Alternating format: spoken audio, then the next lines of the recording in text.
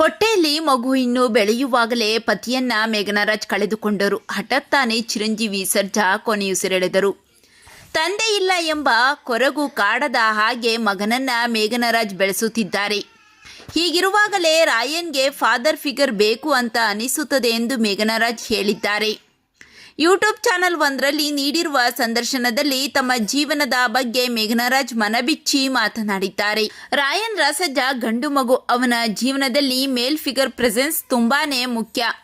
ನನಗೆ ಇದೀಗ ಅರ್ಥವಾಗುತ್ತಿದೆ. 3-4 ವರ್ಷಗಳ ಹಿಂದಕ್ಕೆ ಹೋಲಿಸಿದರೆ ಇತ್ತೀಚಿನ ದಿನಗಳಲ್ಲಿ ನಾನು ಸಿಂಗಲ್ ಪೇರೆಂಟ್ ಅಂತ ತುಂಬ ಅನಿಸುತ್ತಿದೆ.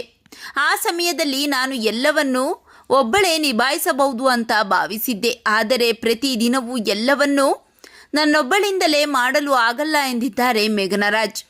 ಕೆಲವೊಮ್ಮೆ ನಾನು ರಾಯನ್ ಎನರ್ಜಿ ಮ್ಯಾಚ್ ಮಾಡಲು ಆಗುವುದಿಲ್ಲ. ಕೆಲವೊಮ್ಮೆ ಮಗನಿಗೆ ಫಾದರ್ ಫಿಗರ್ ಬೇಕು ಅಂತ ನನಗೆ ಅನಿಸಿದೆ ಎಂದು ಮನದ ಮಾತನ್ನ ಮೇಘನರಾಜ್ ಹೇಳಿದ್ದಾರೆ. Are you open to new love ಎಂದು ಕೇಳಿದ ಪ್ರಶ್ನೆಗೆ ಅದರಲ್ಲಿ ಏನು ತಪ್ಪಿಲ್ಲ ಅಂತ ನನಗೆ ಅನಿಸುತ್ತೆ. ನಾವು ಸ್ವತಂತ್ರವಾಗಿದ್ದೀವಿ, ಸ್ಟ್ರಾಂಗ್ ಆಗಿದ್ದೀವಿ ಅನಿಸುತ್ತದೆ. ಒಂಟಿಯಾಗೂ ಇರಬಹುದು ಅನ್ನಿಸುತ್ತದೆ. ಪಾರ್ಟ್ನರ್ಗಿಂತ ಹೆಚ್ಚಾಗಿ ಕೆಲವೊಮ್ಮೆ ಕಂಪ್ಯಾನಿಯನ್ ಬೇಕು ಅನಿಸುತ್ತದೆ.